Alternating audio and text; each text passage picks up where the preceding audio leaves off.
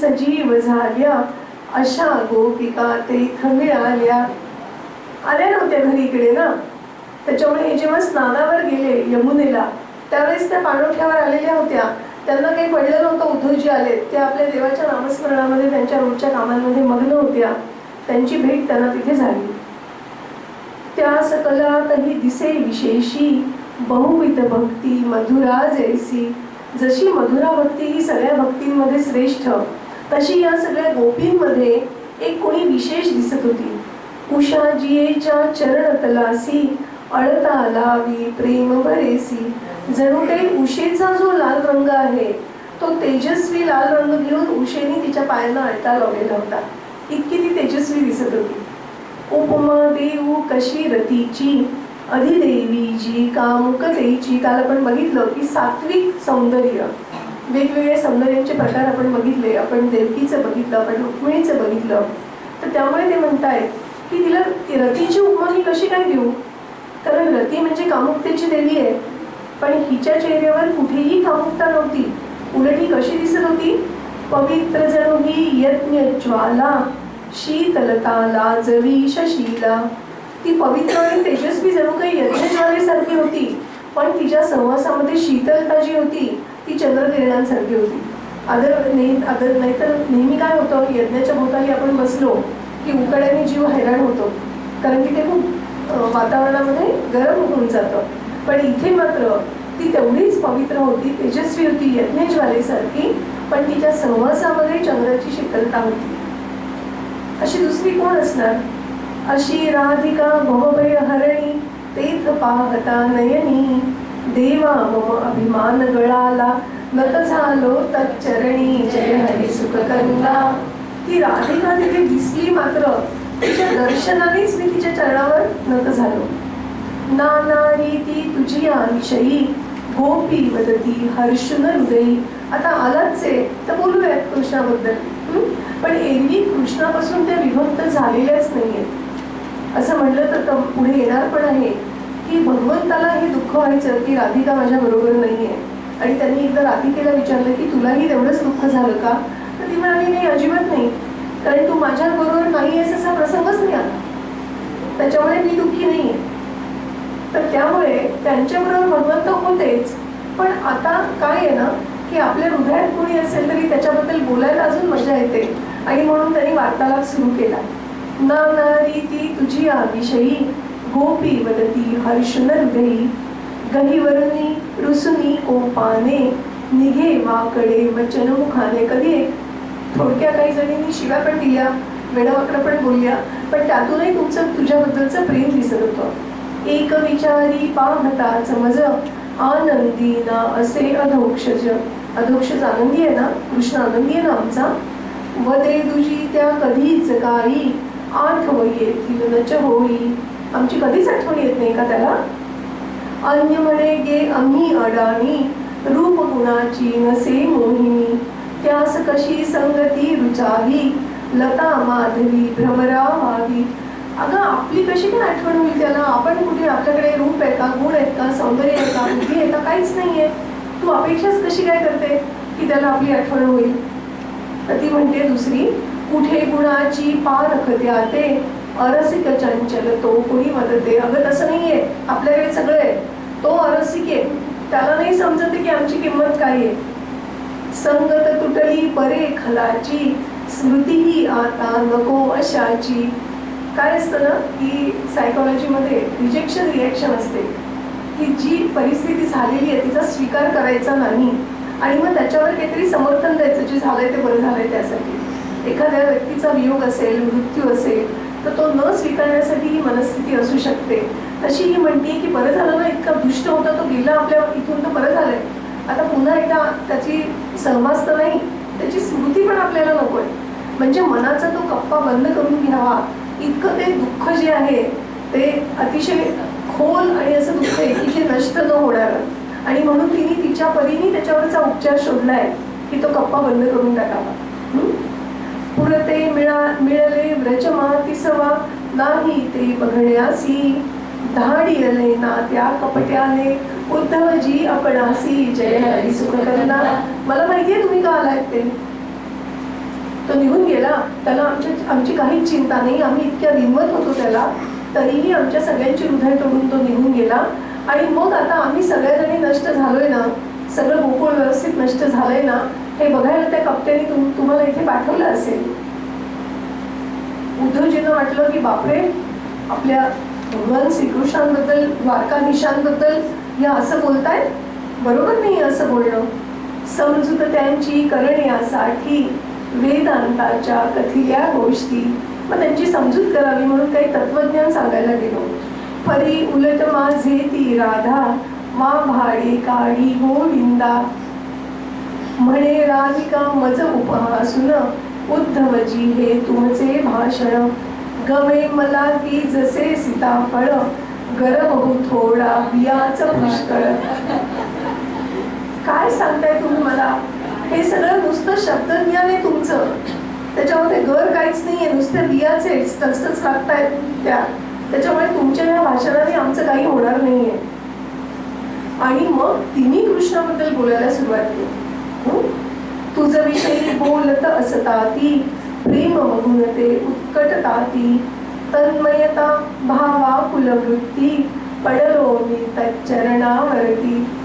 आता हे घर पुष्कळ लिया थोड्या उलट झालं ना हे, आणि त्यांचं जे होतं ते भावरहित भाषण होतं, आणि हे भावानी भरलेलं तिचं वर्णन आहे भगवंताचं जे करतायत ते. हे सगळं पाहिल्याच्या नंतर उद्धवजी भगवंतांना म्हणतायत, आज कळाले मज गोपाळा, गोकुळचा का तुला जिव्हाळा. आता इथे भगवंताचं नाव काय वापरलंय बघा, गोपाळा. भगवंताबद्दल म्हणताय, आज कळाले मज गोपाळा, गोकुळचा का तुला जिव्हाळा, व्रजललनांचे निघताना वही, गहिवर का तिचं इतुका येई, मांडून सोन्याच्या देव्हारी, पूजीसी बल्लभ मूर्ती मुरारी, करीशी त्यांचे भावे चिंतन, आता उमगले त्यातील कारण. काय भाग्य म्हणावं या गोपगोपींचं, की आपण भगवंताला म्हणायचं की भगवंत माझे आहेत. दादाजी म्हणायचे की इतकं काम असं करा की भगवंतानी म्हटलं पाहिजे की हा माझा आहे. आणि हे सगळं भाग्य या गोप आणि गोपींना लाभलेलं होतं की भगवंतानी त्यांना माझे म्हणून जवळ घेतलेलं होतं. एवढंच नाही, सोन्याच्या देवालयांमध्ये त्यांच्या मूर्ती करून रोज पूजा चालली होती. देवा या दीनाची चरणी एक विनती आता, प्रेम तसे दे मजसी मोक्षही, शुष्क तुच्छ जा पुढता जय हरी सुख करिता. त्यांच्यासारखी भावना तेव्हा मला मिळू दे. मला आज पटलंय की ज्ञानाने काही होत नाही, भक्ती. आपण पाहिलं चौथा जे मार्ग आहेत, 3 मार्गांच्या पुढचा चौथा मार्ग, 4 पुरुषार्थांच्या पुढचा 5वा पुरुषार्थ. तर हे तू मला दे, त्याच्याशिवाय माझा पण उद्धार होणार नाही, मला पटलंय. पाया बंद झाली प्रेमासी, तरकट बुद्धी नको विनाशी. आणि म्हणून आपण त्या दिवशी बघितलं होतं की श्रद्धेमध्ये अंधश्रद्धा डोळे श्रद्धा असं काही नसतं, बुद्धीच्या पलीकडे असते ती श्रद्धा. आणि म्हणून बुद्धी जर तर्ककर्कश वागायला लागली तर ती प्रेम भावाला पायबंद घालते, आणि मग आपल्याला ना वेगवेगळ्या प्रकारची इनिबिशन्स येतात वागण्यामध्ये. आणि म्हणून जे उद्धवजी शहरातनं आलेत आणि त्यांना संकोचण्यासारखं होत असेल, म्हणून जे काय झालं होतं की नंदबाबांनी प्रयत्न केले, हे यासाठी केले होते की ते शहरातनं आलेल्या लोकांच्या मनावर ही सगळी पटलं असतात पूर्ण, आणि जेवढे निसर्गाच्या सानिध्यात राहणारे लोक आहेत ते पटकन एकमेकांशी एकरूप होऊ शकतात. आणि म्हणून हे सगळे गोपी हे रात्रभर गप्पामध्ये बसले, गोपी दुसऱ्या दिवशी मारत होते. हे शहरामध्ये कधी दिसेल का?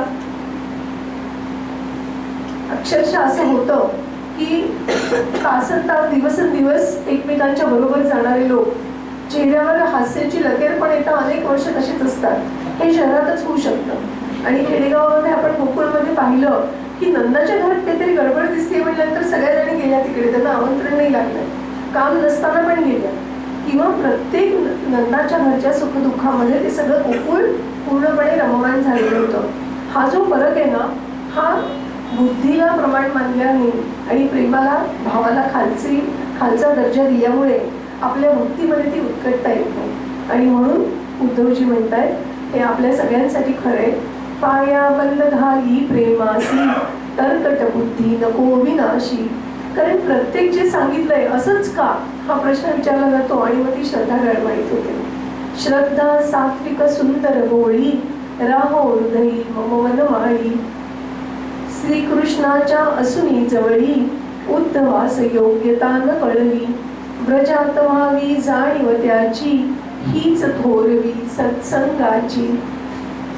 एकटं बसत राहिलं आणि कितीही आपण सद्ग्रंथांचा अभ्यास केला तरी देखील, आता उद्धवजी इतके विद्वान होते तरी देखील त्यांच्यामध्ये भक्तीचा उगम का नाही झाला. हीच थोरवी सत्संगाची. आणि आपण पाहिलं एक गोपिका पूर्वीचे मुनी होते, ते आता त्यांच्या या जन्मामध्ये ते गोपगोपी होऊन आलेले होते. सत्संग होता हा सगळा. आणि जेवढे उद्धवजी, आणि कदाचित त्यामुळे त्यांना विलंब लागला यायला, त्यांचा पाय निघत नसेल तिथून की आपण इथून कसं निघावं. तर ही सत्संगाची थोरवी आहे. कृपा करील जरी का जगजेठी भागवतांची होते भेटी. बघा आपण सगळेजण किती भाग्यवंत आहोत की आपल्याला भागवतांची भेटी प्रत्यक्षात झाली, आणि ज्यांची प्रत्यक्षात नाही झाली आहे त्यांना ग्रंथामधून झाली.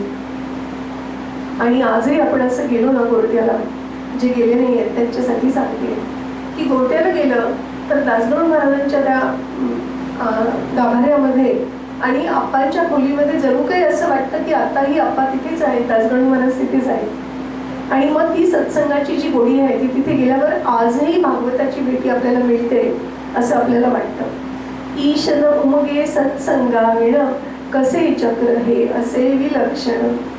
म्हणजे भगवंतानी कृपा केली तर सत्संग मिळतो, आणि सत्संग मिळाल्याशिवाय ईश उमगत नाही. म्हणजे दोन्ही गोष्टी एकमेकांमध्ये कशा गुंतलेल्या आहेत. बहुत सुकृताची जोडी म्हणून ही विठ्ठली आवडली. अनेक वर्ष जेव्हा प्रयत्न करू तेव्हा या जन्मामध्ये आपल्याला चांगल्या सत्संगाचा अभ्यास करण्याची, सद्ग्रंथांचा अभ्यास करण्याची गोडी लागते. नाही तर असं दिसतं का आपल्याला की सहसा तरुण मुलं कुठेच दिसणार नाही. त्यांना वाटतं असं 2-2.5 तास, 1 तास, 1.5 तास कसं बसायचं, काय ऐकायचं. हे सगळं का होतं. कारण कुठेतरी सुकृताची जोडी कमी पडतीये. जे पहिल्या दिवशी आपण बोललो होतो की आपल्याला काय करायचंय, की आपल्याला आपल्या आई वडिलांनी जी श्रद्धा दिली आणि म्हणून आपलं जे भलं झालं ते आपण तेवढ्या परिणामकारकरित्या पुढच्या पिढीपर्यंत पोहोचवलं का. आणि ते नसेल पोहोचवलं तर अजूनही वेळ गेलेली नाही आहे, ते पोहोचवायला आपल्याला सुरुवात करावी लागेल. पूर्वजन्मकृत पुण्य बलाने उद्धव तरला ते लीलेने. धन्य धन्य तो भागवतोत्तम लोटांगण तत्पदी सदा मम. असा जो अतिशय श्रेष्ठ असा भागवतोत्तम आहे त्याच्या चरणी माझा नमस्कार असो. नयन जलाने भिजवित चरणा उद्धव लोळण दीन मना. उचलून हृदयी श्री हरी त्याते वदे हेच रे हवे अमाते. यासाठी तुला पाठवलं होतं. म्हणाले की तुझ्यामध्ये कमतरता होती आणि ती कमतरता व्रजात जर भरून निघेल असं मला वाटलं, म्हणून तुला पाठवलं होतं. पूर्ण काम असताही मजसी हवी भक्तजन हृदये. तया वीण कर्मीन म्हणून मी जन्मभूमीवर ये. जय हरी सुखप्रन्ना. अरे मी तर पूर्ण काम आहे. आपण बघितलं शंकरांचं वर्णन ऐकताना की ते पूर्ण काम आहे. ते निरुपाधिक आहेत, त्यांना कशाचाही लेप लागत नाही. ते सगळं ब्रह्मांड निर्माण करतात पण त्याचा लेप त्यांना लागत नाही. पण मग तरीही भगवंत भूमीवर अवतार का घेतात. कारण शोधतायत ना काहीतरी. कोणी बोलवतंय का, कोणी बोलवते का, हे कारण शोधलं आणि कोणीतरी कारण दिलं की घेतला अवतार. हे असं का करतायत. यासाठी की मला भगवंत तुमच्यासारख्यांची हृदय पाहिजे असतात, तुमचं प्रेम पाहिजे असतं, आणि म्हणून मी भूमीवर जन्माला येतो. रहा उद्धवा शांत मने तू पुरविन मी तव सकलही हेतू. पुन्हा कधी तरी कथीन साचे हृदगतचे मम भूज जीवीचे. आपल्या सगळ्यांना माहिती आहे की निराळ्यांच्या प्रसंगाच्या वेळेस उद्धवालाच फक्त भगवंतांनी त्यांचा पुढचा जे काय बेत होता तो सगळा सांगून त्यांनी काय करावं याबद्दलची पण त्याला माहिती दिली होती.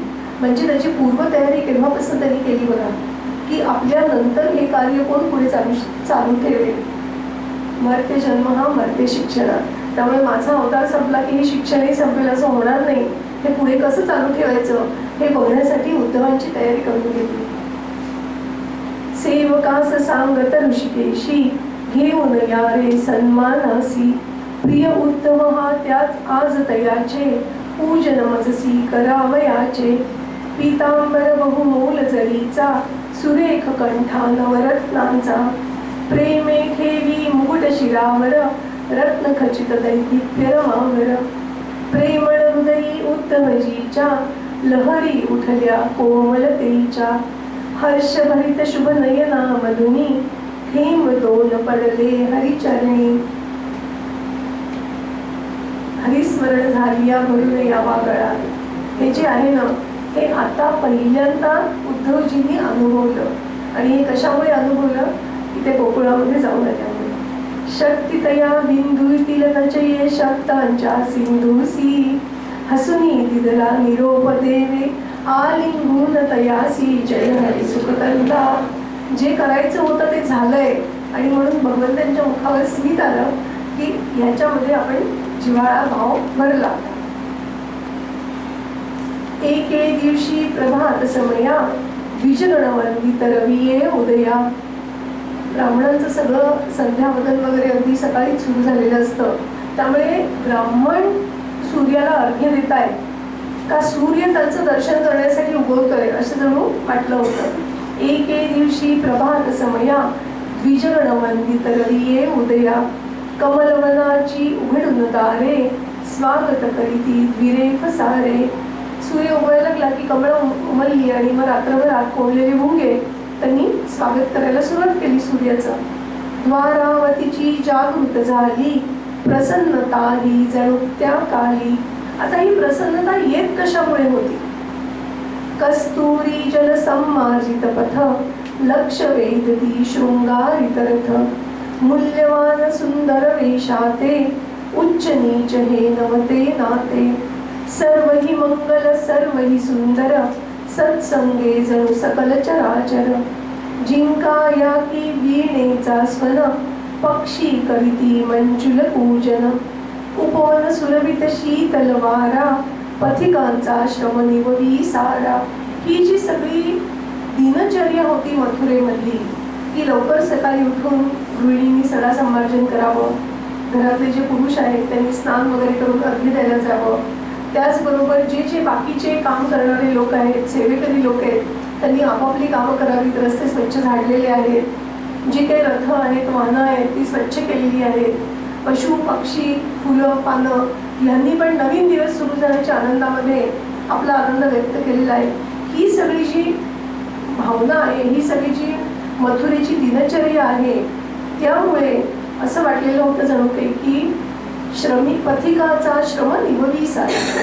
या गावामध्ये आल्याच्या नंतर पथिकांचा श्रम नाहीसे व्हायचे. आणि मग अशा या मथुरा नगरी, मथुरा नाही द्वारका नगरीमध्ये, अशा या द्वारका नगरीमध्ये काठीचा आधार घेऊन विप्र एक त्या समयी, अधोवदन जातसे पथाने, शंका कुलसा हृदयी जय हरी सुखकंदा. का बरं शंका मनामध्ये आली होती? इतक्या लांब येताना शंका नाही आली, पण त्या नगरीमध्ये शिरल्यावर शंका यासाठी आली. मूल्यवान सुंदर वेशाते, उच्च नीच हे नवते. सगळे जण इतके सुंदर सुंदर रथ, त्याच्यावर एवढे सुंदर वस्त्र धारण केलेले, कोणी माझ्यासारखं गरीब दिसतच नाहीये. आणि म्हणून त्यांना शंका आली की आपली भेट होईल ना भगवंताशी. मी एकदमच इथे विसंगत दिसतोय या गावामध्ये, माझं कसं स्वागत करतील ते. मूर्धतयाची कृश दुर्बलती, मासा वेळ जणू घडली होती. आता इथे वैद्य कसे दिसत आहेत बघा, अप्पा वैद्य म्हणून. मूर्ततयाची कृश दुर्बलती, मासा वेळ जणू घडली होती. उठून दिसती कोपर जानू. कोपर जानू, जानू म्हणजे गुडघे. कसे दिसत होते? ग्रंथील बोरू चाकाया जणू. पूर्वीचे बोरू असायचे ना, ते बोरू असे सरळ नाही मिळायचे, त्याला मध्ये मध्ये त्या गाठी असायच्या. तसे ते कोपर आणि गुडघे दिसत होते, कारण मांसच नव्हतं काही. हाडं तर जिथे तिथे राहणारच. रक्तरहित ती त्वचा पांढुरा, अगदी अनिमिक झाले होते. भास तसे की भस्म तुसरा, जणू काही भस्म पासून आले असे ते दिसत होते. चिंदी मळकट माझे भवती, जवळ उपाधी दुसरी नव्हती. कमरेला एक चिंदी लज्जा रक्षणापुरती गुंडाळलेली, त्याच्याशिवाय काहीही जवळ नव्हतं. एका काठीला फक्त छोटीशी पुरचुंडी बांधलेली होती, बस त्याच्या पलीकडे काही नव्हतं. भावहीन मुद्रा सुरकुतली, दाढीतहीनच जाय झाकली. जे एवढं भावहीन चेहरा झालेला होता, थकलेला चेहरा होता, तो दाढीमधूनही झाकला जात नव्हता. डोळे इतके खोल गेले होते, खोल जाऊन शोधित होते, नेत्र काय हृदय असताना जणू काही बाहेर आलेले नेत्र त्यांना सगळं बाहेरचं दिसतं. यांचे डोळे इतके खोल गेले होते की ते हृदयामधल्या हारीला जणू काही बघत होते. वृक्ष भडकता भवती वडवा, होर पळवणी जसा दिसावा. एखाद्या वृक्षाला भोवताली वणवा पेटल्याच्या नंतर इतर प्राण्यांसारखी पळवाट मिळत नाही, निघून जाता येत नाही, आणि मग तो नाईलाजाने या सगळ्या आगीमध्ये होरपळून जातो. तसा हा विपरीत परिस्थितीला तोंड न देता आल्यामुळे होरपळून गेलेला असा तो विप्रवर दिसत होता. शिडलेला हा संकट जर्जर, तसा दिसत असे तेथ विप्रवर. दारिद्र्या जणू आश्रय देहा, ज्या सकलांनी त्यजिले, सुरसमुदायी शिवेची केवळ, भयद विषाप्राशियले जय हरे सुखकंदा. ते दारिद्र्य स्वीकारायला कोणी तयारच नाही. असं म्हणतात की ती अलक्ष्मी जी होती ती पण समुद्र मंथनातून निर्माण झाली, आणि जसं अमृताच्या आधी विष आलं तशी लक्ष्मीच्या आधी अलक्ष्मी पण आली. मग जसं विष शंकराने धारण केलं तशा अलक्ष्मीला यांनी आसरा दिला नाही, आणि म्हणून याच्या घरातलं दारिद्र्य कधीच नष्ट होत नव्हतं. इतकं 18 विश्वे दारिद्र्य सतत त्याच्या घरामध्ये होतं. आपल्यासी करी विचारतो द्विज, ओळखील का मित्र तामज. म्हणून शंका कुलसा हृदयी की अरे बापरे, मी याची कल्पना केली नव्हती बरं का, ऐकलं होतं राजा झालाय म्हणून, पण एवढं द्वारकेचं वैभव आणि द्वारकाधीश असा माझा मित्र आता तुम्हाला ओळखेल का. या विभवाचा तो की स्वामी, भीक न पुरती मिळत असा मी. किती आमच्या दोघांमध्ये विसंगती आहे, कसा काय ओळखेल तो. तये नमविले बलाढ्य राजे, पोरही मानित नाही माझे. झालं असं तो म्हणताय. आता ही दंतकथा आहे. द्वारकेमधले लोक इतके म्हणजे सज्जन नसतील असं वाटत नाही, किंवा ती मुलंही संस्कारी नसतील असं वाटत नाही. पण अशी दंतकथा आहे की असं रूप त्या द्वारकेमधल्या मुलांनी कधी पाहिलंच नव्हतं.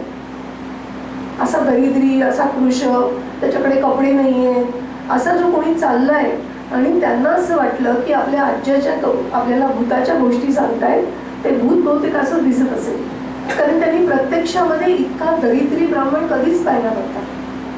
आणि म्हणून ते त्याच्या मागे भूत भूत करून लागले आणि त्यांना पलटापळी थोडी केली असं म्हणतात, त्याच्यामध्ये सांगतात. आणि मग कोणी सज्जन लोकांनी सांगितलं की अरे असं करू नका, चौकशी करू द्या, हा कोणी ते विचारू द्या. आणि मग सज्जन लोकांनी मुलांच्या त्रासापासून त्यांना वाचवलं असं म्हणतात. आणि म्हणून हे मनामध्ये म्हणतायत, कदाचित हे घडून गेलं असेल, त्यामुळे ते म्हणतायत तये नमविले बलाढ्य राजे, पोरही मानित नाही माझे. आम्हामध्ये हे कितीतरी अंतर, हीन काजवा मी तो भास्कर. मी तर एक काजवा आहे, लुकलुकणारा, आणि तोही कधीतरी, आणि तो भास्कर आहे.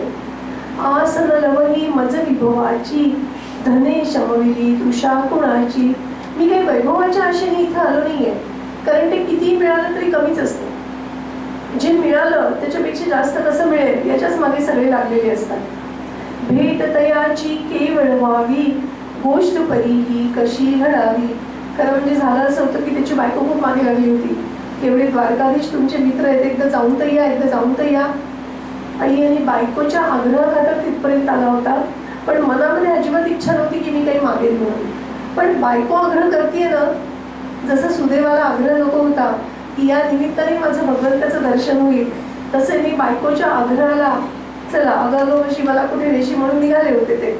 पण त्यामुळे ते म्हणतायत भेट तयाची केवळ व्हावी, गोष्ट परीही कशी घडावी. परिचय नाही इथे कुणासी, असे म्हणत जो विप्रमनासी.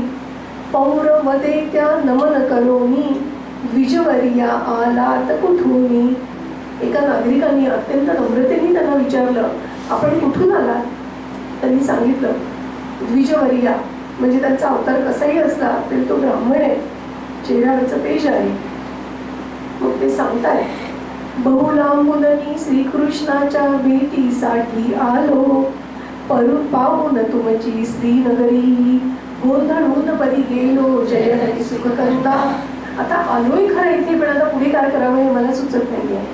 अपूर्व शोभा अपार वैभव क्षणोक्षणीला रूप धरी नव. गृहे सारखी कांचनमयही शोधू कोठे नकळे लवही. अरे वेशीच्या आत शिरलो आणि पहिलाच इतकं भव्य दिसला वाडा. मला वाटलं हाच राजवेडा आहे, पण असं वाटलं की वेशीपाशी कसा असेल, म्हणून थोडा पुढे गेलो तेही घर तसंच होतं. अजून पुढे गेलो त्यापेक्षा मोठं. सगळीच घरं इतकी भव्य आणि सुंदर दिसत आहेत. तर आता मला समजत नाही की याच्यात राजवाडा कुठला असेल. मी कुठे शोधू हरीला आता. सहाय्य तुम्ही मज कराल काळजी भेट हरीसी करवा माझी.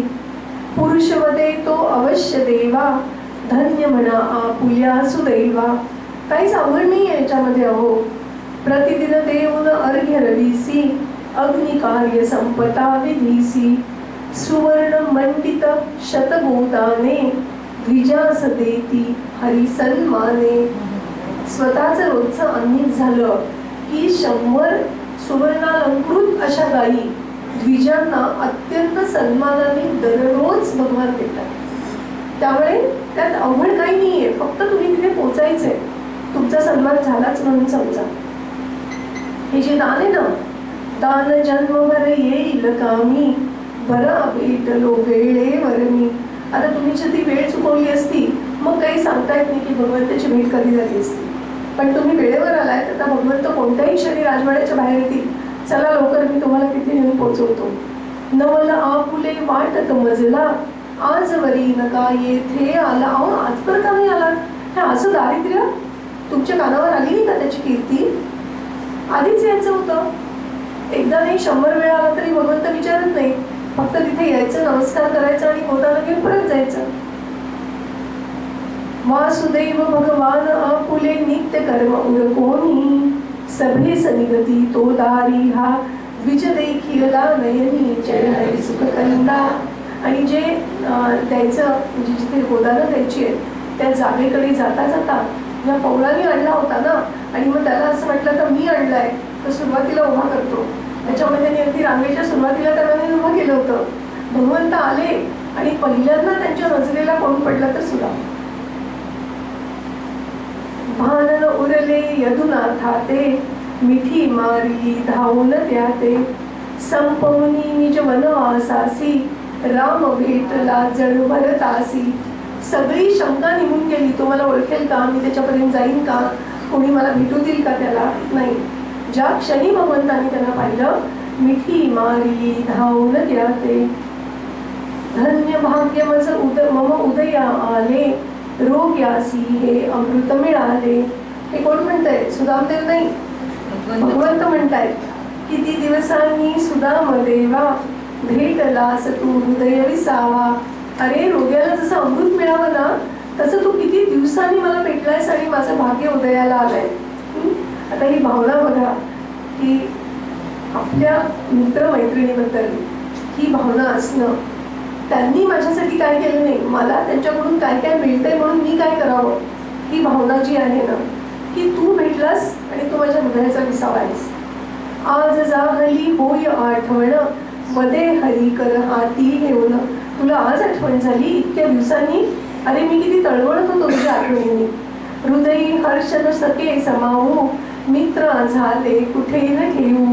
म्हणजे जी शंका होती सुदामदेवांच्या मनामध्ये ती तर पार गेलीच. त्यांना एकदम वेगळाच अनुभव आला.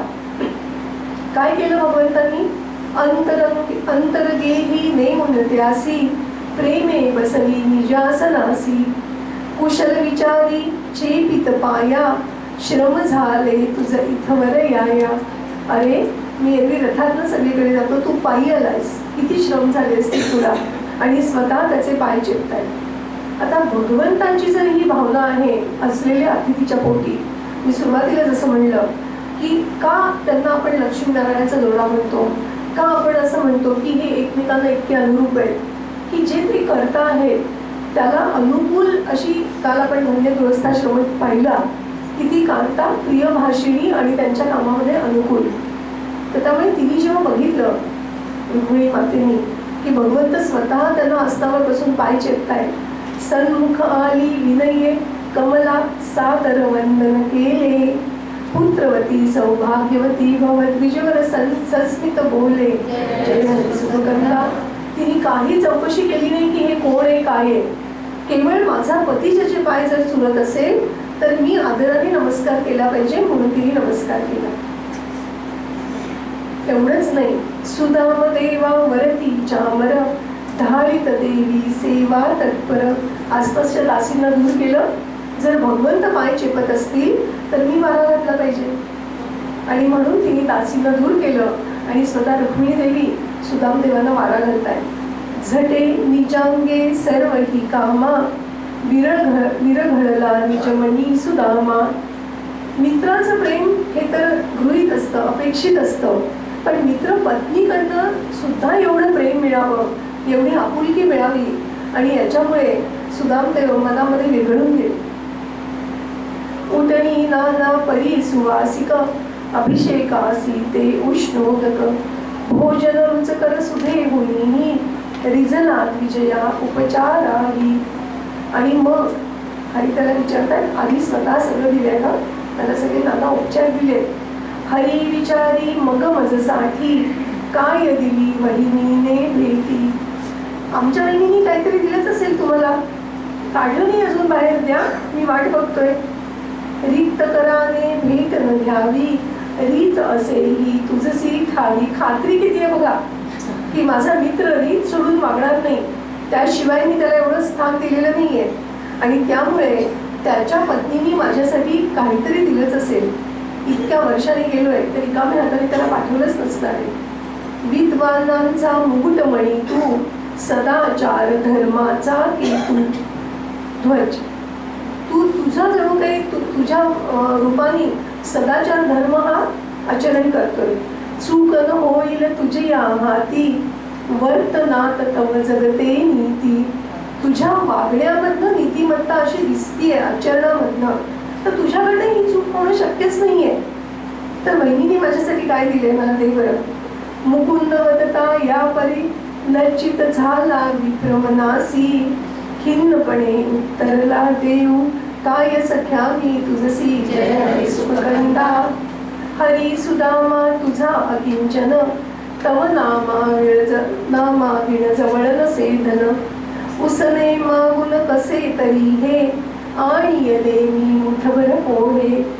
ते त्या या परी धीर न होई कृष्णे परी ऐकिलेच नाही. झोमून घेई पुरचुंडी ती आम्र जणू ये क्षुधिता हाती. त्यात भाग मागता रमेने लव देई परी बहु कष्टाने. रुक्मिणी देवी म्हणल्या तुम्ही सेवा केली तशी मी पण केली आहे. त्यांनी जे काय आणलंय तुम्हाला जर एवढं महत्वाचं वाटत असेल तर मला त्याच्यातला वाटा मिळायला पाहिजे, द्या मला द्या. तर ते असं मोठ्या कष्टाने एखादं लहान बाळ दे दे म्हटलं की असं दिल्यासारखं करतं आणि परत घेतं. तसं त्यांनी दिल्यासारखं केलं, पण रुक्मिणी देवींनी पण ते घेतलं. उर्वी एकही रचकन फौल वदे कितीही अमोल भेट. विश्वातील सर्व ही संपत्ती मिळूनही होय इतकी तृप्ती. कशामुळे असंय, संत जनांचा हा उपहार अल्पही तरी सामर्थ्य अपार. एक प्रेमाचा कटाक्ष, एक काहीतरी चार शब्द त्यांचं जे काही एवढीशी कृपा आपल्याला मिळेल संतांची, त्याच्यामध्ये इतकं अपार सामर्थ्य आहे हे भगवंतांनी आपल्या आचरणामध्ये दाखवून दिलं की म्हणून संतजनांचा आदर कशासाठी करायचा. हृदय भरून ये कवळी द्विजतो प्रेमे कृष्ण पदासी. पुलकित बदलासी मानाही हरितव थोरपणासी जय हरी सुखकंदा. आता इतका वेळ निजासनावर बसलेले होते सुदामदेव, भगवंत खाली बसून पाय दाबत होते. पण हे सगळं झाल्याच्या नंतर सुदामदेवांना राहवलं नाही, ते खाली उतरले आणि त्यांनी कृष्णपदावर डोकं ठेवलं. अज्ञ विप्रमी दीन दरिद्री कळरेतीचा जसा समुद्री. विश्वाचा तू धनी नियामक सहर्ष माझे करिसी कौतुक. अतिशय प्रेम आणि आदर आहे आणि तो आता व्यक्त करताय. थोरपणा हा तुलाच साजे कृतार्थ झाले जीवन माझे. फुले सुखाची हृदयी फुलली तव चरणी ती मी वाहिली. जे माझं काही सुख आहे ना, मी आता हे जे डोकं तुझ्या पायावर ठेवतोय, माझ्या हृदयामधला जो आनंद आहे, ती आनंद रूपी फुलं, ती पण आता मी आणूच शकलो नव्हतो, ती रूपं आता मी फुलं तुझ्या चरणी वाहतोय. अधिकची मधुर सुवास तये ये, प्रसन्नता ही अविचल राहे. नियती घेऊन दुःखे भारी, कष्ट विण्या मज येते तारी. परी टाकते श्वास हताशी, बघून मला तव पद कमलासी. भगवंता, मी तुम्हाला एवढा विश्वास देतोय की आता जरी मी सगुण रूपांनी प्रत्यक्ष तुमच्या पायाशी आलो असलो आणि इतके दिवस तुम्हाला भेटलो नसलो, तरी देखील आतापर्यंत सतत मी तुमच्या पायाशीच आहे आणि तुमच्या नामस्मरणाशिवाय माझ्याकडे काहीही नाही. पण यामुळे काय झालंय की माझ्या हृदयामधला आनंद हा कधीच नष्ट झाला नाही आणि ही सुखाची जी फुलं आहेत हृदयामधली, ही मी तुम्हाला सतत अर्पण करतोय. आणि आज प्रत्यक्ष आल्यामुळे त्याला अजूनच सुवास आलेला आहे. कारण मी तुम्हाला खात्रीने सांगतो, नियती घेऊन दुःखे भारी, कष्ट विण्या मज येते दारी. परी टाकिते श्वास हताशी, बघून मला तव पद कमलासी. आपण बघितलंय की आपलं काय होतं की आपण भगवंताच्या सामर्थ्याबद्दल, त्याच्या प्रत्यक्ष जे काय रूप आहे त्याच्याबद्दल आपल्या मनामध्ये पुरेसा आदर नसतो आणि त्यामुळे आपल्या एखाद्या आप्तजनाला आपण जसा दोष लावू आपल्या परिस्थितीचा, तसा आपण भगवंतालाही लावतो. त्याला माझं बरं बघवलं नाही, मी त्याच्यासाठी इतकं केलं पण त्याला माझं बरं बघवलं नाही, हे आपण कसं म्हणू शकतो. आणि याच्यामध्ये सुदामदेवामध्ये आणि आपल्यामध्ये फरक आहे की त्यांनाही अतिशय विपरीत परिस्थितीचा सामना करावा लागला होता. पण ती परिस्थिती, ते दुःख जेव्हा त्यांना त्रास देण्यासाठी त्यांच्याकडे यायचं, तेव्हा ते हताश होऊन परत जायचं, कारण ते भगवंताच्या पायाशी बसलेले होते. नमः शिवाय सर्वदा मंत्र आदरे वदा, चित्त शांत होत असे बाधतीन आपदा. हे नामस्मरण का करा, आपदा येणार नाही तसं नाही, पण त्या तुम्हाला बाधणार नाही. अशा या सुदामदेवांना या आपदा अजिबात बाधलेल्या नव्हत्या आणि म्हणून त्यांच्या हृदयामध्ये सुखाची फुलं होती की जी ते भगवंताच्या चरणी वाहू शकले. पण ते आता म्हणतायत, प्रेम सदोदित असेच राहो, अन्य नको मज याहून लाहो. बायको जी म्हणली होती ते तेवढं पुरतच राहिलं, ते इकडे आल्यानंतर विसरले. एका शब्दाने सुद्धा मागितलं नाही, भगवंता ती शतशत गोदाने कुठे गेली, एक तरी माझ्या वाट्याला येऊ दे, किंवा इतक्या दिवसांचं मी तुझा मित्र म्हणून जरा 10 जास्तीचे दे. अजिबात नाही, काहीच मागितलं नाही. प्रेम सदोदित असेच राहो, अन्य नको मज याहून लाहो. 1 मास पर्यंत सुदामा, वास करी श्री हरीच्या धामा.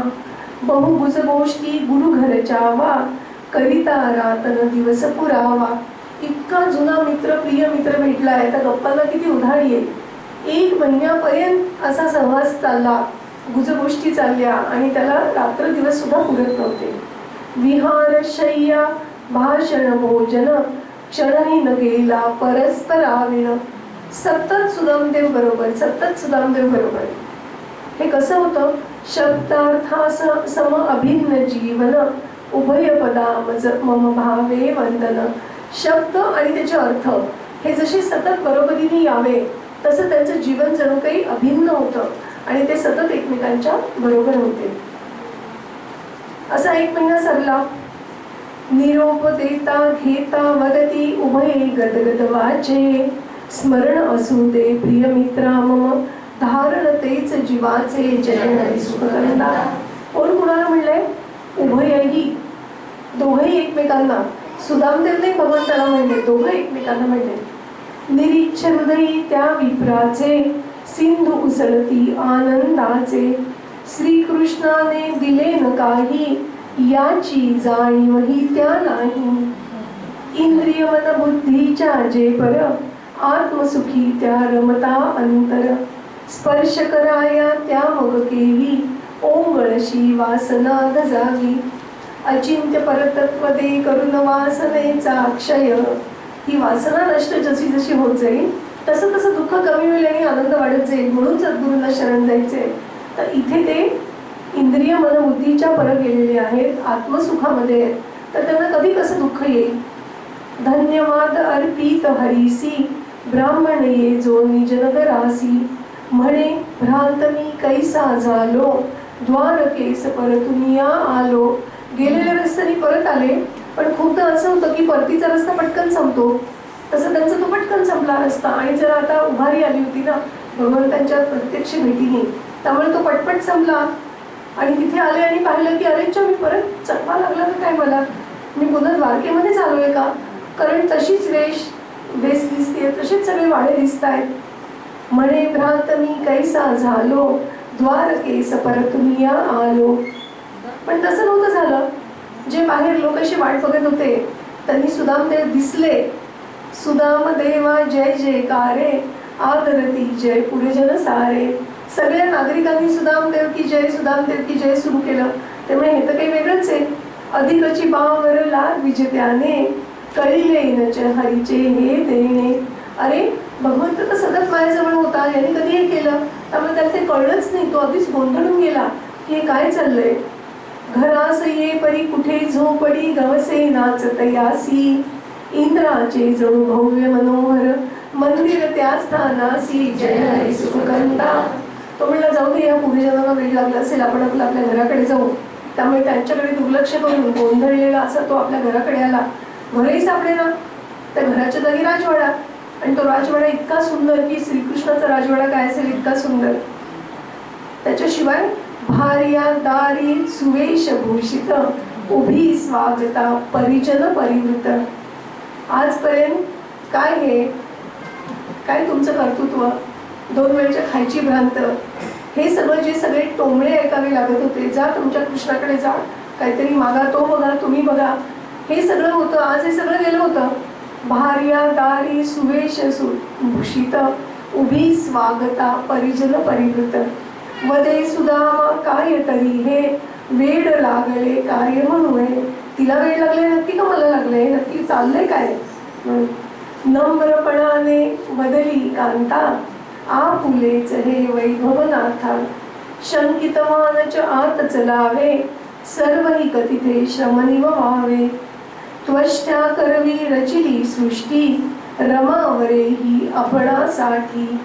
हे वैभव, हे गृह, हे सेवक, पुरेचेही या तुम्हीच पालक. तुम्हालाच ही दान दिली आहे, तुम्हालाच दिली आहे ही सगळी नगरी, आणि या सगळ्याचे तुम्ही आता राजे आहात.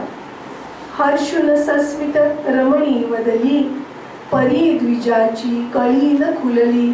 तो अधिकच दुःखित झाला. म्हणजे आतापर्यंत श्रीकृष्णाच्या भेटीच्या आनंदामध्ये निमग्न होऊन जो तिथे आलेला होता, हे सगळं पाहिल्याच्या नंतर मात्र त्याला अतिशय वाईट वाटलं.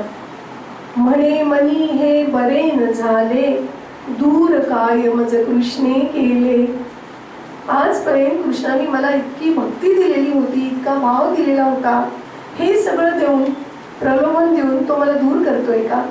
जे सुरुवातीला नारद म्हणले, लक्ष्मीदेवी म्हणल्या होत्या की संत व्हायला कोणी तयार नाहीये, आणि त्यावेळेला नारद म्हणले होते की हाही दोष हरीचाच दे. कारण जो कोणी तप करतो त्याला तो प्रलोभन दाखवतो, आणि मग साहजिक आहे, मनुष्य जन्म आहे, त्यामुळे तो त्या तपामध्ये ढाळतो, आणि मग तो उन्नतीला जात नाही, संत होत नाही. हा पण हरीचा दोष आहे. म्हणून सुदामदेव म्हणतायत, म्हणे मनी हे बरे न झाले, दूर काय मज कृष्णे केले. हाती देऊन नश्वरास फसवू का पाहतोस हरी. हो विषयास मोहित परी जाईन मी नादुरी. माझे प्रिय तुझे स्वरूप हृदयी राहील की सारखे. नाही भीती मला असे तुझ जरी, घेही परीक्षा सुखे. तू माझी परीक्षा घेत असशील ना, त्याही बद्दल मी खात्री देतो की तू मला विपदेमध्ये ठेव किंवा तू मला वैभवामध्ये ठेव. तुझ्या पायापासून मी कधीच ढळणार नाही. त्याच्यामुळे तुला जर असं वाटत असेल आणि तुला परीक्षा घ्यायची असेल तर अतिशय सुखाने तू ही परीक्षा घे. गोपाल कृष्ण भगवान की जय. व्योम नीला नलचला वनिहोम सोम सूर्य, होत्री विरिष्ट तनुभी जर्ग देखनाथ. यत्तिष्ठति जन मंगल धारणाय, तस्मै नमोस्तु निरपेक्ष हृदय शिवाय. गोपाल कृष्ण भगवान की जय।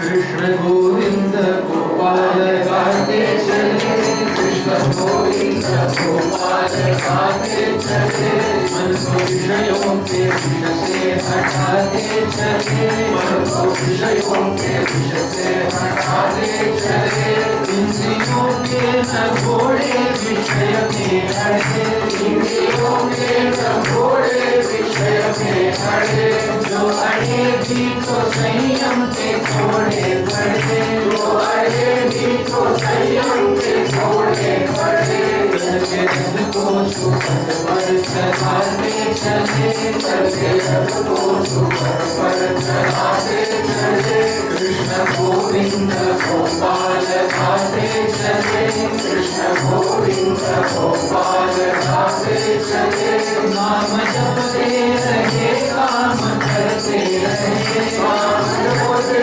रहे काम करते रहे, पाप की वासनाओं से डरते रहे, पाप की वासनाओं से डरते रहे, सद्गुणों का प्रबंधन कमाते चले, सद्गुणों का प्रबंधन कमाते चले, कृष्ण गोविंद गोपाल गाते चले, कृष्ण गोविंद गोपाल गाते चले, लोग कहते हैं भगवान आते नहीं, लोग कहते हैं भगवान आते नहीं, द्रौपदी की तरह हम भुलाते नहीं, द्रौपदी की तरह हम भुलाते नहीं, रुक्मिणी की तरह गुण लगाते चले, रुक्मिणी की तरह गुण लगाते चले, कृष्ण गोविंद गोपाल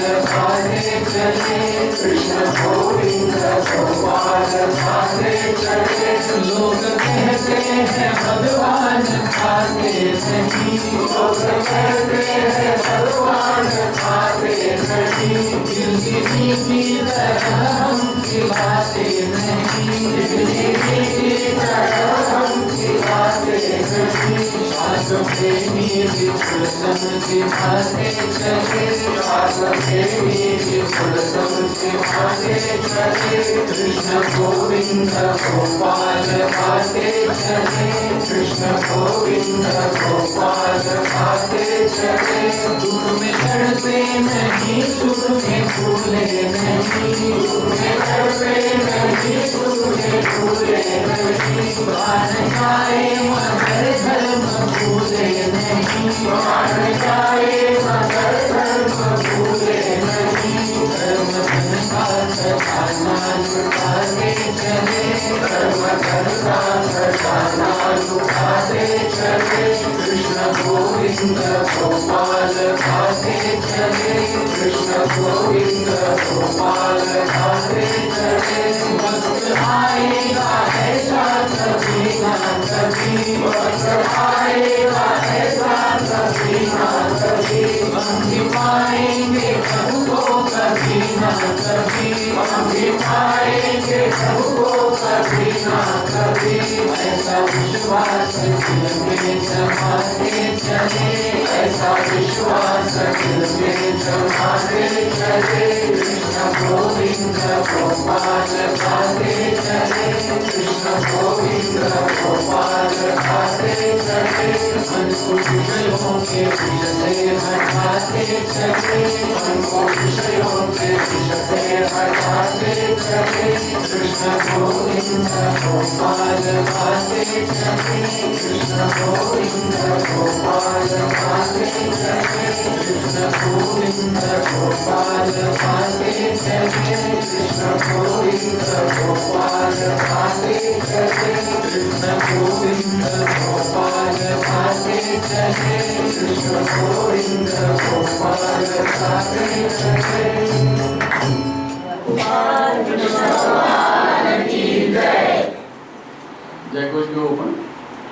पुंडलिक वरदा विठ्ठल सद्गुरु ज्ञानेश्वर तुकाराम महाराज की जय, सद्गुरु दासगणु महाराज की जय, स्वामी वरदानंद महाराज की जय। जय जय रघुवीर समर्थ, नमः पार्वती पते हर महादेव, भारत माता की जय। एक 2 मिनिट सगळ्यांची घेतो। आम्हाला म्हणजे पांडुरंग शास्त्रीजी आठवले, दादाजींची भेट